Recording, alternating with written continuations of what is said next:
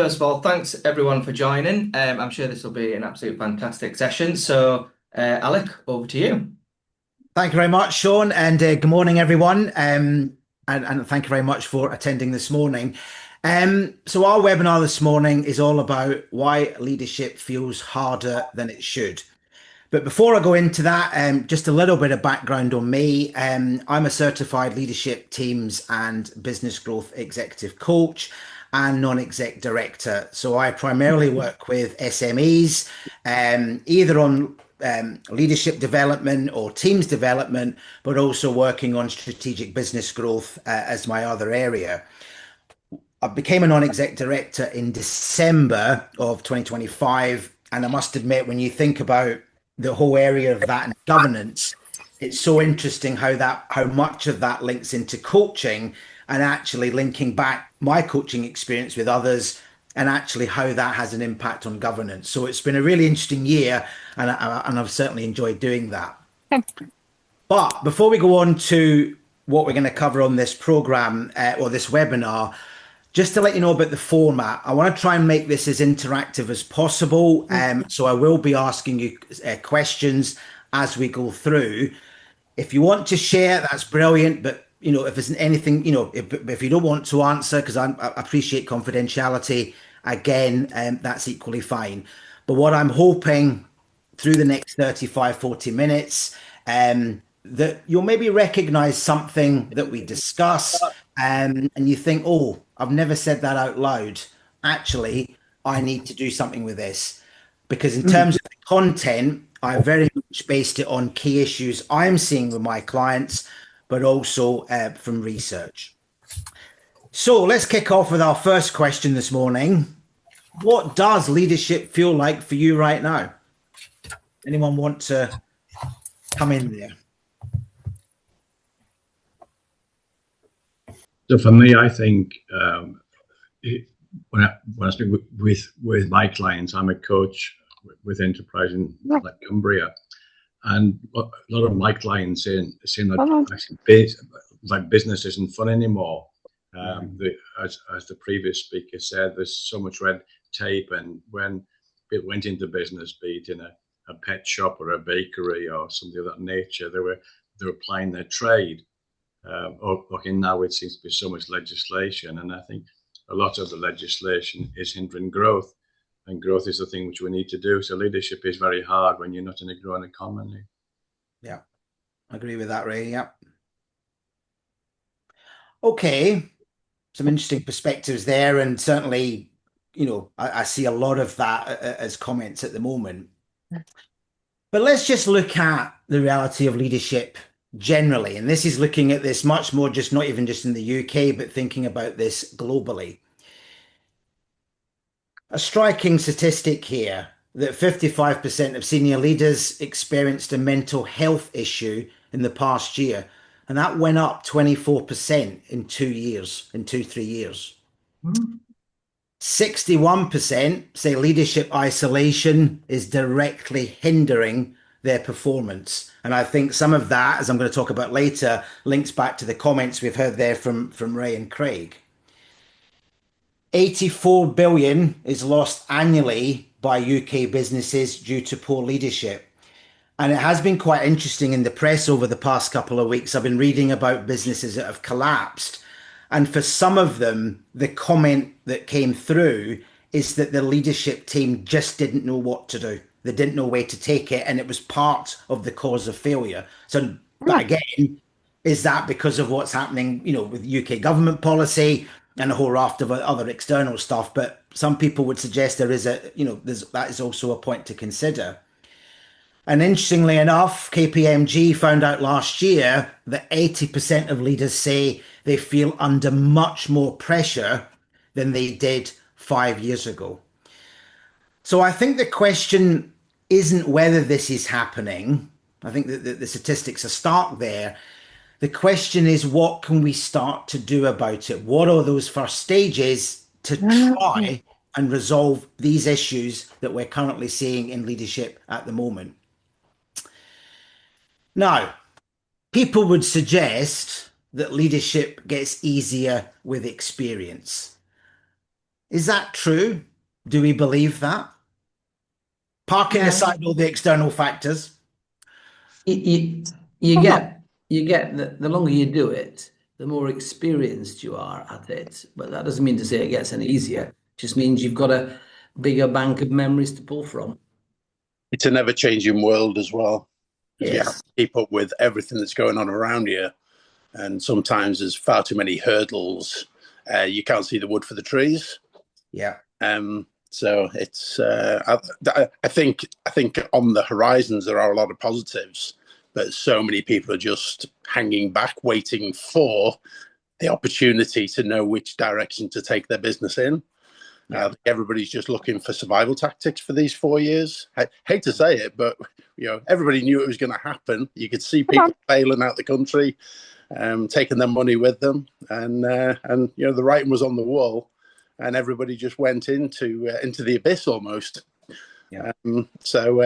Tragic, unfortunate, but we'll do our bit to keep going as best we can. We'll support our customers as best we can.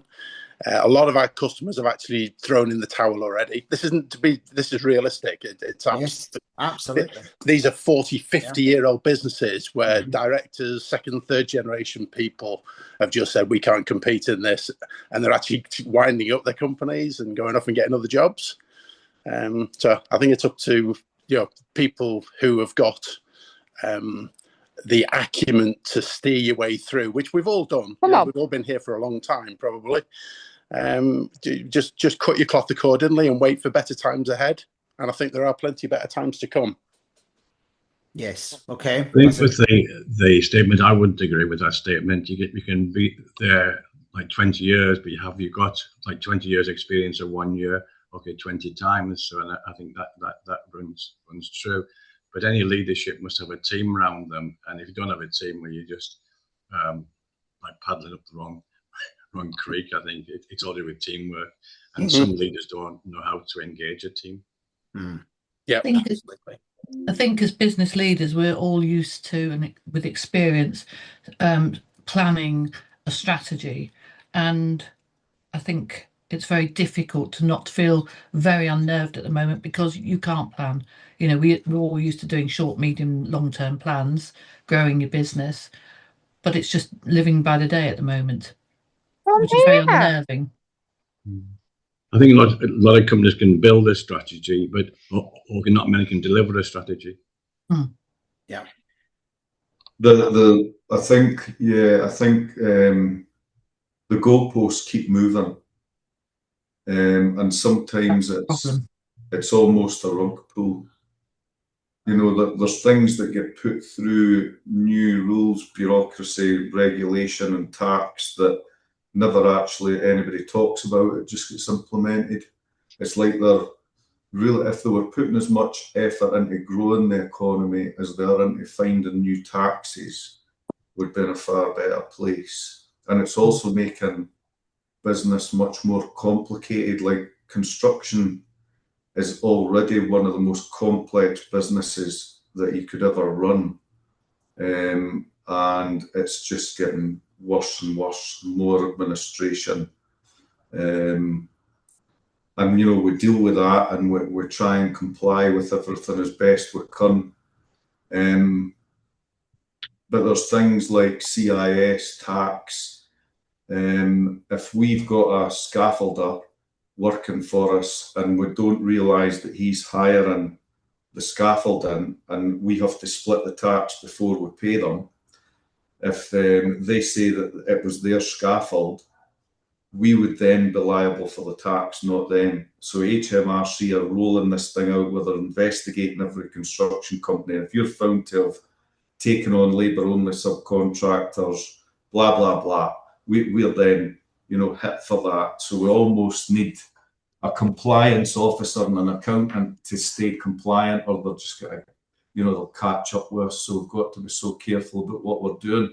And also, like, I was a project manager, then a contracts manager, and 10 years ago set up the business. Now all of a sudden I'm an MD, a multi-million-pound company turnover, and I'm still growing in that role as well.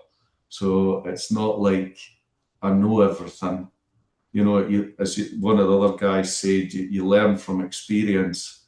Yeah. But as you get bigger and bigger, you know, it's something that I'm still learning, and I don't know everything, and I've still got plenty to learn, I think, as well.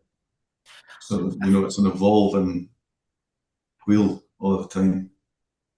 I think that's a great point that leads me on, Craig, because I think we're starting to hear, and what you're saying is, you know, the opposite for many leaders, the opposite is true, because what's starting to happen, we've got much more responsibility to deal with. We're starting to, as you mentioned there, we've got to learn and we've got to grow into the role. But what is interesting as well, we've got higher stakes and decision making impacts that we've got to deal with. And I know so far the conversation's been very much maybe about the past year and thinking about what's been happening with UK government policy. But I would actually take this back to the last 6 years. Because if you think about, 2020, we had the pandemic. We've also got geopolitical changes. I mean, if we look at what's happening in Iran, with Ukraine, with Russia, now we're starting to, we're getting the impacts in the economy, not just local impacts, but also geopolitical impacts. Inflation's going up. But then on top of that, we've got AI, technological advancements coming through. And I think the other key thing that I'm seeing with all this is noise, so much data. It's constantly coming to us, and we've got to sit back and think, well, what are we supposed to do with this? But unfortunately, what I see is that many of us are getting caught up, and what's happening, more and more of us are starting to become more fearful. When we're more fearful, what that typically drives is more anxiety and stress. And I think generally leaders, they're typically drowning. They're stuck. They're not sure what to do next. But then on top of that, as we're getting into, the more senior positions, our out of work responsibilities start to grow. When we think about our family, when we think about, even when it comes down to health, be it self or others, all this keeps adding to what we're having to do and what we're having to juggle. But do you agree with that? I mean, is there anything else you would actually maybe add to what I've said there on that list so far?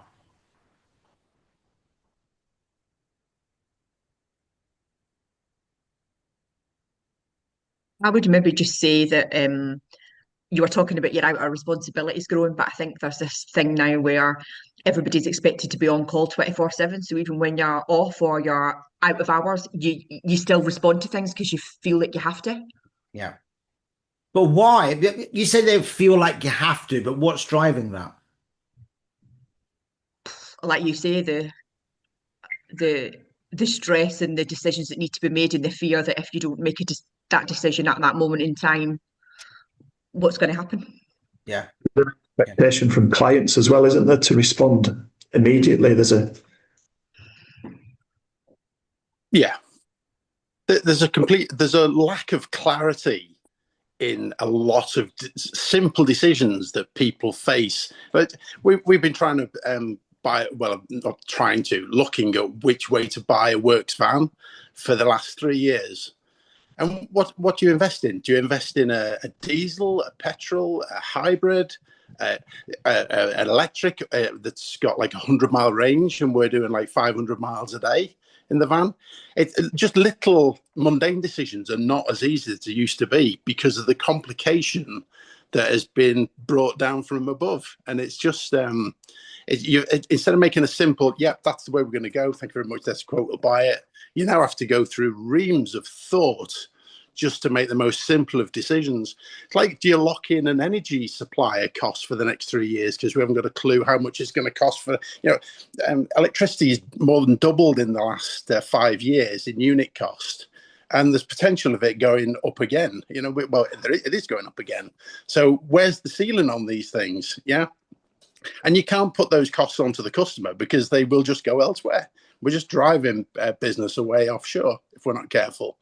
So it just needs a reining in, and I think it needs a major rethink. I would actually love to see a government where it's forced to be a coalition for the next Parliament. Get everybody together and actually start to complement on the good ideas that's going to take us forward, rather than this flip flop of government that we've had that's just so outdated now in this era. It'd be just nice for one of them, cross party, to say, what a good idea, we're going to do that. But that'll never happen. They're too busy feathering their own nests in Westminster, it appears. Absolutely. Yeah. So anyway, that's my thoughts on it. No, very sorry, I can't see everyone's name just the way my Zoom is. So, so who was that was speaking? Sorry, that's Graham Alchemy. We develop electronics, and very embarrassingly, I cannot get this camera to work on Zoom. Whatever. Okay, no worries. We develop electronic systems for. Yeah, but you're dealing with Zoom, so that's another complete outside of our control. Yeah. Just thinking a lot to do with the price of fuel as well. That has a big impact on things because everybody needs things moving. So the price of fuel has a big effect on, business in general. Unbelievable. Absolutely right. Yeah, it's crazy. We're still 40, 50p more than we were back 2-3 months ago, particularly for diesel. Well, I work in haulage, and you've got to put fuel surcharges in place that change, each week. To obviously you need to keep them low, but you need to put them on there as well. Otherwise, it's going to cost you money. So you've got to implement these charges, but your hands are tied with it. You can't not. And they've just thrown you a small token gesture of removing your vehicle tax duty for a year, but that doesn't give you a long-term picture. It just helps you survive. Well, and that's all I want you to do is survive. Hauliers, unfortunately, just glorified tax inspectors. My father-in-law was in haulage for years, and he did extremely well keeping afloat. So anyway, hats off to you. Overheads, So just thinking about, and thank you for sharing all your views. There's a lot I'm starting to hear. Do we feel that we are getting an opportunity to do that venting, to actually talk about all the issues that's going on in our mind, or are we having to keep them kind of to our chest because we feel actually we can't? There's not many people we can be really honest with, not many people we can vent to. There's nobody you can vent to because all you get in the media is what the public want is we're just getting on with the job, and they're not getting on with any job that I ever voted for. No, but in terms of even within your own company, I mean, just thinking about all these pressures that are coming through, who do we feel we can actually talk to and get it off our chest? I think Craig, Craig, and then Rob. Yeah. Sorry, I probably vent too much because I don't hold back. If it's on my mind, it's said. Well said. Probably isn't the right thing to do, but that's the way I am. Yeah. So you're venting to internal staff then? Yeah, sometimes. Or I'll have a bit of a moan. Yeah. Okay. And I know that's probably not the right thing to do, but yeah. But do you feel better when you do that? I mean, just getting it off your chest? No, really. Okay. It doesn't help anything. We're quite lucky. We're quite lucky in our supply chain in that we've got a really good relationship with our suppliers and our customers, and we've almost forced a little supply chain coalition to say these are the hardships we're facing. We're not trying to sting extra profit for everybody. We're literally just trying to survive and see the way through a very murky path at the moment. So I vent as professionally as I can to customers and suppliers, and try to bring them on board with the real changing prices. Somebody mentioned before, how the hell do you keep up with your pricing policy? You quote a job, and then 2 days later it's out of date because everything's gone up by 12%. Well, we actually, Graham, we don't. We only hold some of our suppliers will only hold the price on things like insulation and steel on the day that it's quoted. So how can you quote that job, Craig? Well, we're pricing work, big jobs for 2020, for September this year, 2027, 2028, but we just have to caveat that we can't hold the price. Yeah. It's just, it will need to be revisited, and there'll either be a saving or there'll be extra cost. But we can't, and most clients understand that at the minute. Yeah. Rob, you were going to say something, Rob. Well, yeah, I was just going to say that the management team here understand what the issues are because we're happy to discuss them, but we do protect them to a degree. And certainly employees are relatively protected from really understanding the ins and outs of every challenge that we face. We're a relatively open business, but the pressures and the issues that we've already spoken about, that it's not necessary for a lot of them to understand that. I don't think there's any benefit of that. So it's not that the senior people don't know there are issues. We just don't necessarily. I don't want to put some of those issues on their shoulders. So it tends to be just the top 2 or 3 people that really know all the ins and outs of what we're trying to do and where we're trying to go. But just like everybody else, pricing and the challenges of a relatively anti-business government are making life incredibly difficult particularly for owners of businesses. They're particularly in the world of hotels, which is what I work in. You're almost at the stage where you can't control food prices. We've just talked about fuel. I could go on, but there's little point. Those are just the day-to-day things that we have to deal with. So the reality is, you put your suit of armor on in the morning, and you get out there and you battle hard to try and win as much client stuff as you can. That's the reality of how we work. But it is very challenging. How do you get on with staff, Rob? Do you struggle to get staff? Staffing is always difficult. I'm based in Kendal. Fortunately, we've got some great schools in Kendal. So the younger generations there are enough younger people who are interested in work. We do have a bit of a woke issue going on in broad terms with the younger generations, but there is enough. I have to say, there's probably enough. This is going to sound terribly snobby, and I don't mean it to, but there's probably enough good quality parents who are encouraging some of their children to understand that they've got to go out and earn some money. So our ground troops aren't too bad. Where we really struggle is getting people to step into the sort of junior management positions, taking responsibility, learning about how to deal with people, all that stuff. That's more of an issue for us.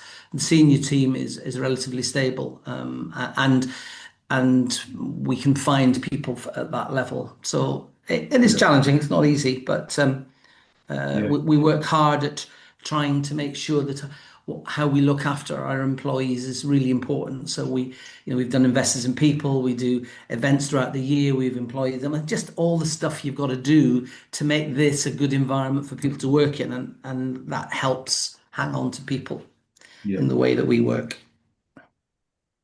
Jodie, roughly, touch wood. Sorry. Hi. I was just going to answer your original question in a different way around where do you vent and what does that look like.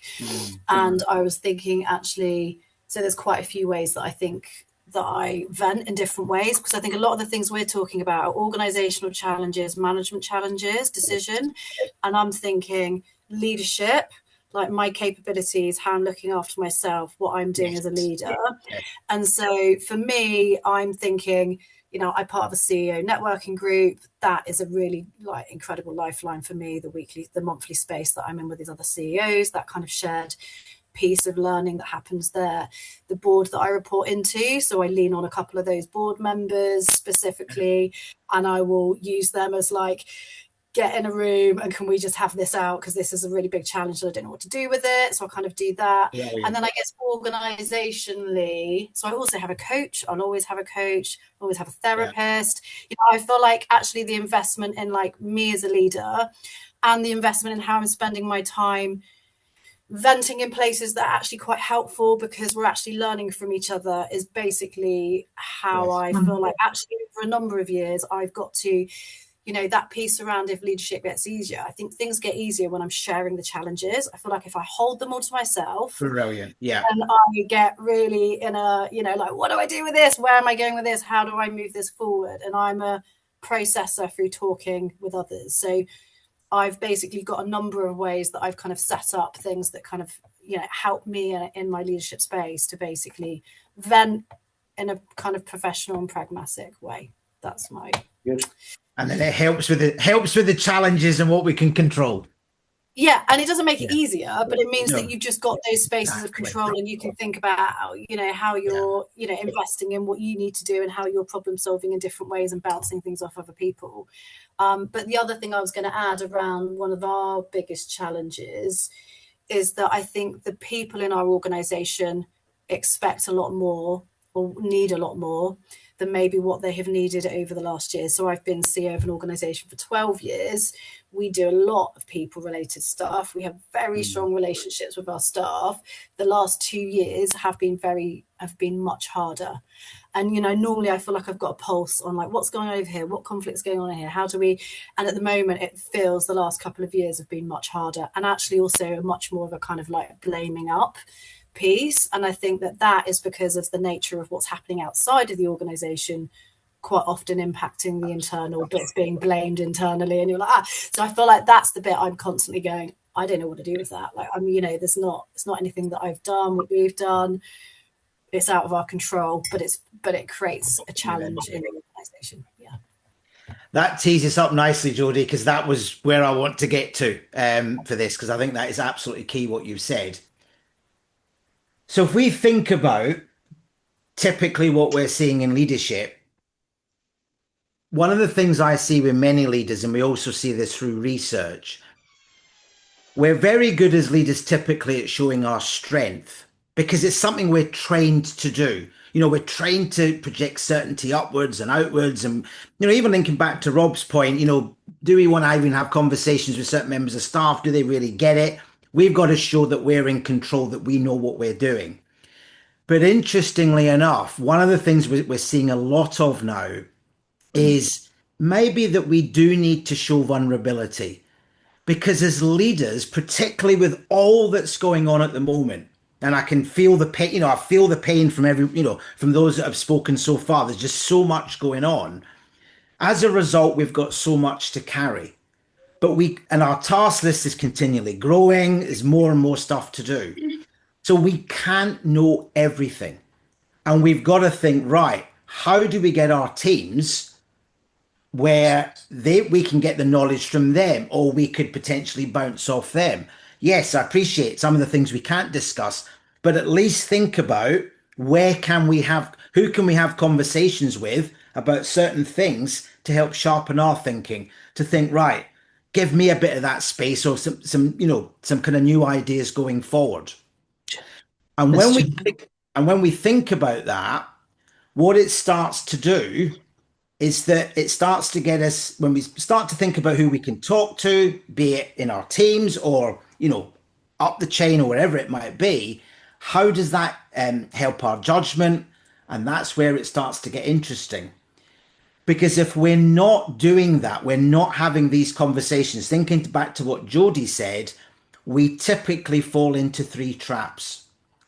The first one is that we've built our credibility, we love doing what we maybe did before, but as we've gone into that leadership role, we can find it very hard to step back from being the doer, the executor. We know, and even thinking back to what Craig mentioned there, we know we've got to start thinking strategically, that we've got to start doing more strategic work, but we do find that hard to do. We just get pulled back into operational. The other aspect, and again, thinking about what our teams can do or not, or maybe that we keep stepping in and trying to do what others in the team are supposed to be doing, over a period of time, what typically happens is we start to become the bottleneck. Because if we keep stepping in and trying to do what our team should be doing, what happens eventually is that they sit back and go, well, what's the point? The leader will just step in and do it anyway. And I do see a lot of this reluctance to to delegate to our teams. Maybe because we don't understand our teams enough. Maybe there is that lack of trust. For some leaders I work with, it's fear. We feel if I'm not doing it, if I don't step in, what's my worth in the business? So we start to feel vulnerable. We want to keep things close to our chest. But actually, by doing that, it starts to have a negative impact on the longer term. And then when we think about traps 1 and 2, what starts to happen is we start to lead in reactive mode. So things are moving, decisions are being made. It kind of looks like leadership. But the problem is, are we doing the things that we're supposed to be doing because we had the right judgment? We had that space to sit back, think, what is it we actually need to do against all that is going on in the outside world, which, as we're hearing this morning, so much is taking our time and having that impact. So I want to kind of think about here, and maybe we don't talk about this enough when it comes to daily leadership discipline, is to consider governance. When we think of governance, typically we could link it back to that's the job a non-exec director role does, but it's about compliance. It's about filing returns and backdating meetings, etc., etc. However, we need to think about governance as a daily leadership discipline. Having that honest challenge. We haven't talked about that yet. We've talked about the need to maybe who do we need to speak to, try and vent things out, try and get, things off our chest. But actually, key to that is having someone that will challenge our thinking.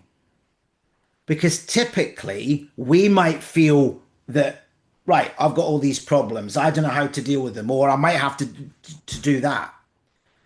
But if we've got so much going on inside in our minds, are we actually making the right decisions? Who's challenging us in what we are saying we should be doing? Because what starts to happen over a period of time, with all that's been going on, we might make interpretations or assumptions of situations that's going on outside, not the facts. Because what we are building, and I'm going to come onto this in the next slide, is our view of the beach ball. And I'll explain what that is in a second. So when we think about what governance can do for us at a business level, think about what it can do for us in a personal leadership capacity. Because what we start to see is that when we start to apply governance, it will drive better decision quality over the longer term. And I want to explain what the beach ball is, the beach ball problem. And this is a model I use with almost every leader I work with. I want you to think about the last time you're in a room where a big decision was being discussed or a big decision was being made. If I was to walk in to that meeting room and I brought a beach ball and it had 6 different colors or 6 different panels, and I asked everyone to tell me, what color do you see on that beach ball? Now, the CEO, for example, might say, well, I see teal, because that's the teal is only what's pointing to them. That's all they can see. Finance director might see gold, operations manager sees purple, and it goes on. Because this is what I'm seeing is happening in many organizations. We see our particular color, but not many think, actually, I need to sit back and I need to look at all the colors. I need to look at how many colors are within that beach ball. Because when I understand everything, that can change my perspective, and actually I will get a better understanding of what is going on. So think about, in your business, that beach, what color, if we use the beach ball analogy, what color do you see? Is it just your color, or do you see all the colors? And if you did see all the colors, what difference would that make to you as a leader? How might it change your mindset? How might it even help you start to think, how are we going to deal with all these problems that we've currently got? Anything come to mind when I'm discussing that? I think that when you look at all the colours and we go back to talking about our team of people, and there is a lot of difficulties in the world right now, but in business, it's hard to trust everybody that works for you. But you need to build a team around you that works together, supports each other. And if we can, like, think we've got about 30 staff, it's hard to get all them people pulling in the same direction. But if you can educate them that if you work with him and help him out, I know it's not your department, but if you help him out with this, that gives him more time to work on this, which then helps so and so out on that. And all of a sudden, you go from, instead of like having a handful of people that are working really hard to try and make the business strive and go forward, when you get your team to come together and everybody starts pulling in the same direction, that's when you start to gain traction and go where you want to go. That's a really good Teamwork point. makes the dream work. What was that? Sorry? Teamwork makes the dream work. Yeah.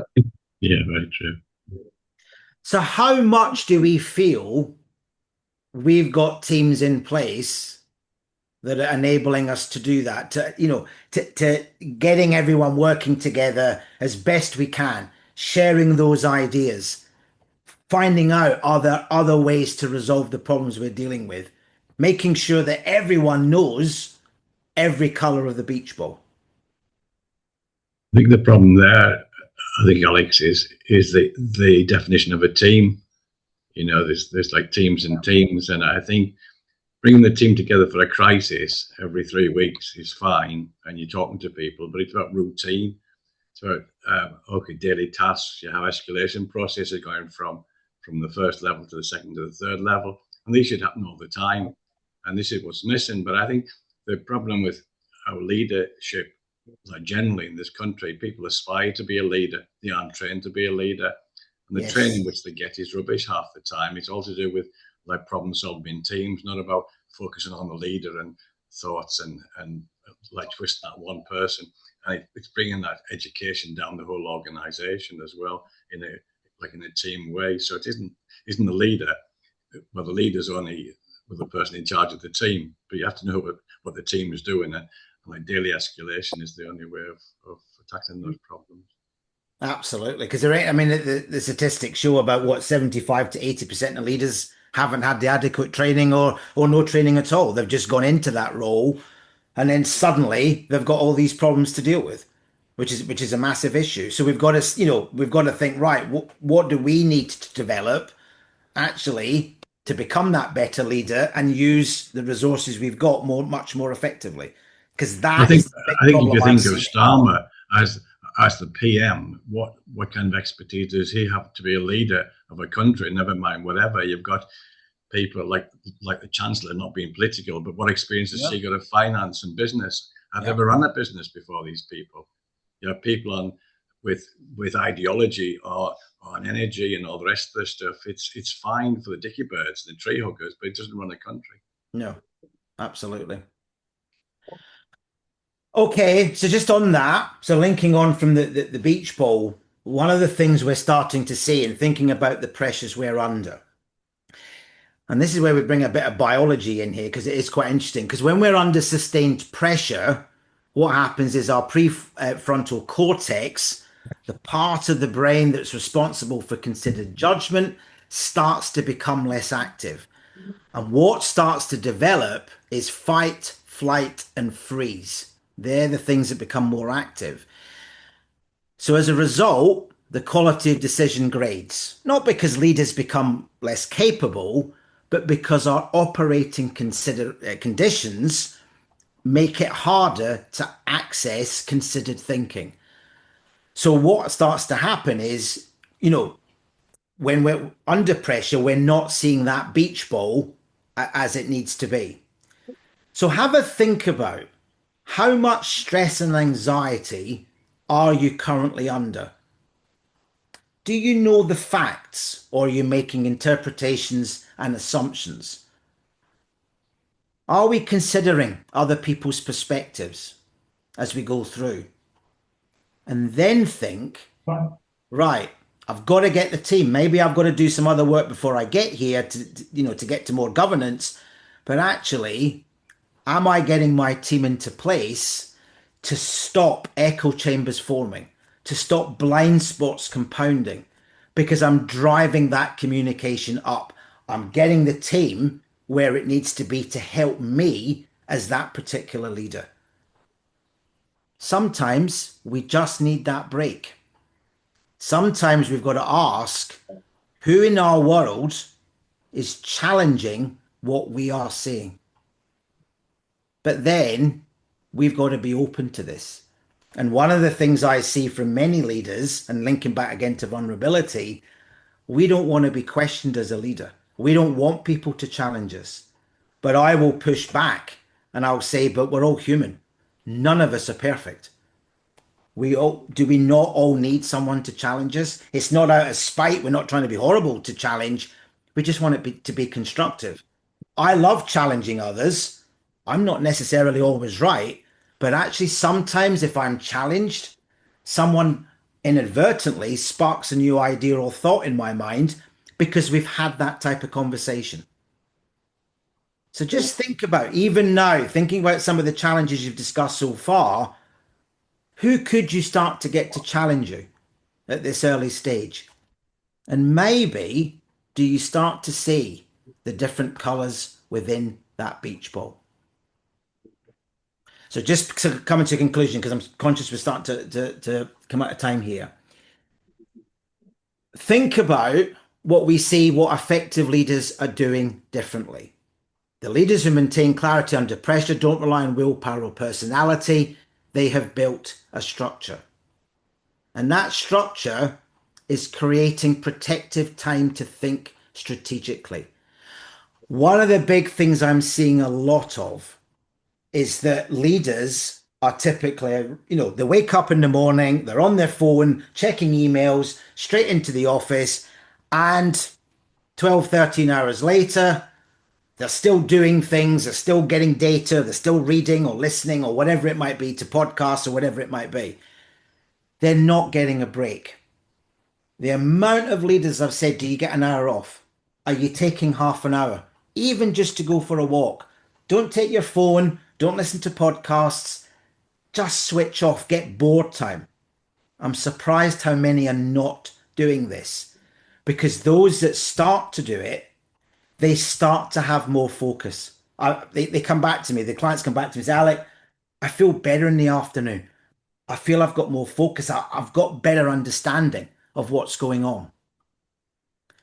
The other as well, as I've alluded to, as it's come up quite a lot through our conversations, but they will have someone that challenges them.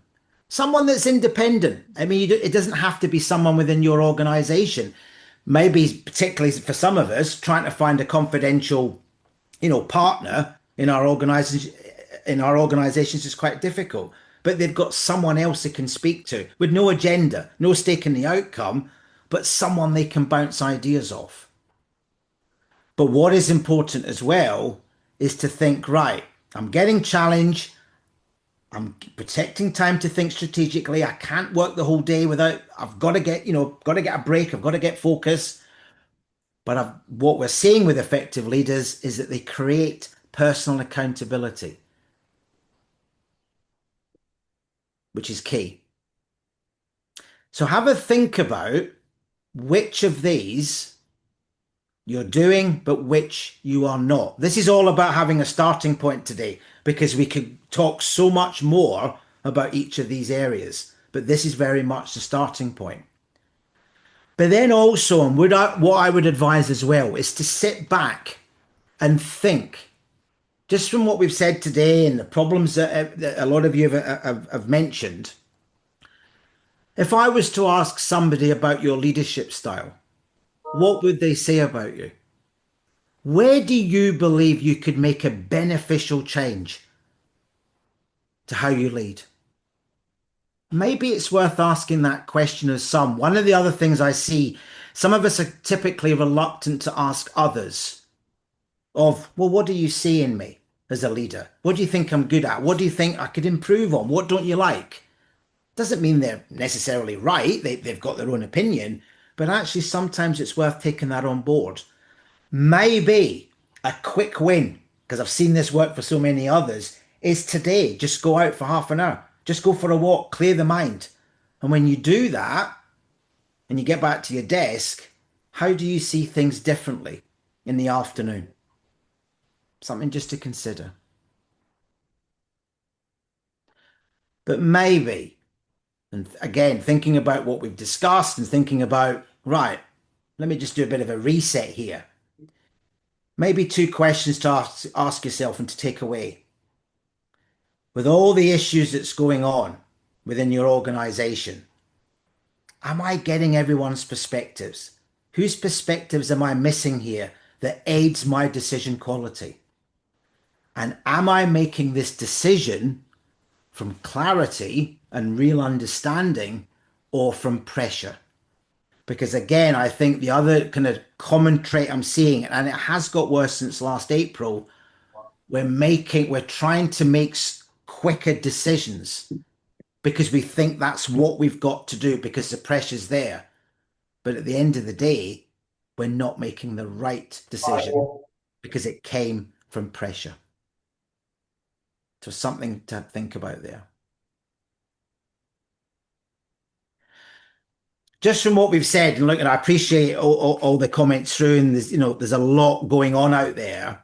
Are there any other questions that you would want to raise at this stage? I'm happy to take some offline because I appreciate there's maybe some quite in-depth areas there. But is there any other kind of questions that come up? Yes, Samsung. Yeah, I don't know your name. It's coming up as Samsung. Sorry. Sorry, my name's Carl. So just on going when you were going on, people saying you need someone to challenge you. Would it be better like outsourcing someone from the business, like a coach or something like that, to, give them challenges too and be able to challenge you as well? Yeah. That's what we see a lot of. And funnily enough, if you link back to what Jodie was saying there, having a coach is fundamental to her.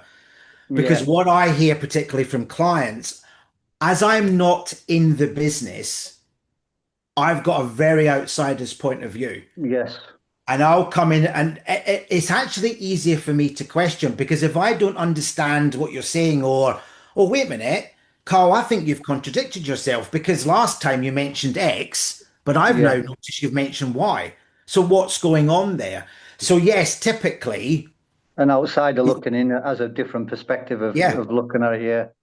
But do you know the other thing as well, when I talked about venting earlier, the amount of times I've had clients where I've said nothing in the session because all they needed to do was get things off their chest. And I said to them at the end, I says, was that useful? And they went, Alec, I just needed that. And actually, by venting, I've started to answer some of the questions that I didn't have answers to at the beginning. And because I worked you said them out loud and spoke to somebody about them, yeah. Yeah. Because the thing with, if you're working with, for example, a coach, it's confidential. You know that the conversation doesn't go further. And actually, you've led me, I'll introduce this now. Just to add to that, the Cumbria Chambers runs leadership mentoring sessions, and I'm part of that program. And these are confidential one-to-one support where we meet once a month for 90 minutes to give you that time to really talk about what's going on and for us to really get into kind of deeper thinking. And you'll get that external challenge. You'll get that accountability. So I'll challenge what you're saying, I'll hold you accountable, and we'll bring in new ideas. Because sometimes we're just thinking about one thing, and back to the beach ball, we've got one color. But I'll suggest lots of different colors and say, right, well, what does that then mean for you? What does that open up? Might not get the answer straight away, but it starts to give us more options. And then, as I mentioned, this is fully confidential, and the agenda is yours. The coach doesn't run it's not up to the coach to talk about the topic or decide the topic. It's about you. What is it you want at that particular time? And that's what we work on because it's a partnership going forward. And the other thing as well, now I run this with all my clients. I use an assessment called Clifton Strengths. And what Clifton Strengths does, it enables us to understand ourselves much, much better. Because one of the big issues we've got, and this is a global statistic, it suggested only 18% of us know who we are, what our strengths are. It's that kind of self-awareness. What Clifton Strengths does, it says, right, these are your top 10, top 12 strengths. If we use these strengths, this is what can help you become that better leader. If there's strengths that's missing that you need in your role, then you work with that coach and we work on getting them the strengths you need to help you in that leadership position. So there is that option if that's something that works out for you, Carl. Speak to Sean, but we've got the leadership mentoring sessions that do exactly what you're looking for. Well, thanks for making us aware of that. I will look further into it. Okay. Yeah, so if I can just chime in there a little bit. We've had another question in the chat as well, along the similar lines there. And yeah, like Alex said, that the Cumbria Growth Hub does have a program, and currently I think there still might be some funding left to help people get onto to the program, which will cover some of the cost. However, just to note that there are some requirements depending on where your business is located.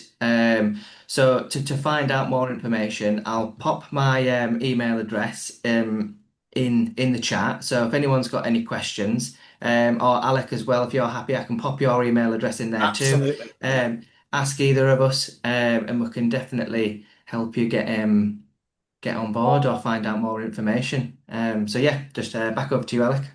Okay. So I'm conscious we've gone over slightly, but is any other final questions that's come out of today? And as I said, I appreciate this, more than happy to have some offline if you want to go certainly deeper in some of the parts. I'd like a chat, Alec, at some point. Okay, Craig. Yeah, I'll send. Are you on LinkedIn? Yeah. Yeah. Okay. What I'll do, I'll connect to you, and then we can go from there. Okay. Yeah. Yeah, I would like to get in touch with somebody as well. I'm just down as the user here, but it's Oliver. Oliver. What's your full name? Oliver. Oliver Hart. Oliver Hart. Okay. And just what you're saying there about understanding your natural strengths, that takes you back to your team as well, because we don't know if we're only good at 18% of what we need to be good at 100% of. But if you've got 10 people in your team, you only need 10% of each of every one of them, and their strengths are going to be different to your strengths. So that's about using your workforce for their strengths as well. The good thing about Clifton Strengths, because we can do it for individuals, but what we can also, if you do apply it across the team, we can get a team report. And it actually, as you said, it tells us, right, because what we find sometimes with certain teams, they might be great strategically, they might be good at relationship building, but where it starts to go wrong, there's nobody executing in the team because their natural strengths don't drive execution. So you can actually, as you said, see what you've got, but actually see where the gaps are. And when we can match that against job descriptions as well, there's so much. I could do a whole webinar on Clifton Strengths. It's such a powerful tool, and the reporting we get from it is unbelievable. And some of my clients, we're now running it across the business, and what it does, Clifton Strengths, if you run it, it implements a strengths-based culture. And you look at the top Fortune 500, so many of them use Clifton Strengths to enable that culture, and that's what's driving productivity and profit. Brilliant. I absolutely love Clifton Strengths. Great tool. So much awareness comes from it. Yeah.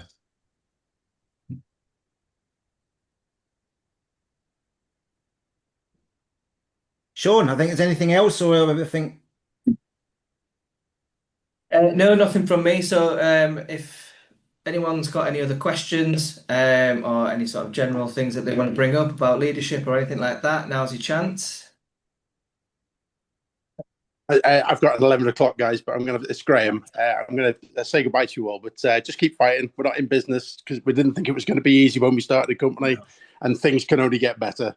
Yes. Thanks, everyone. Lovely to meet you. Thanks. See you guys. All right. Yeah.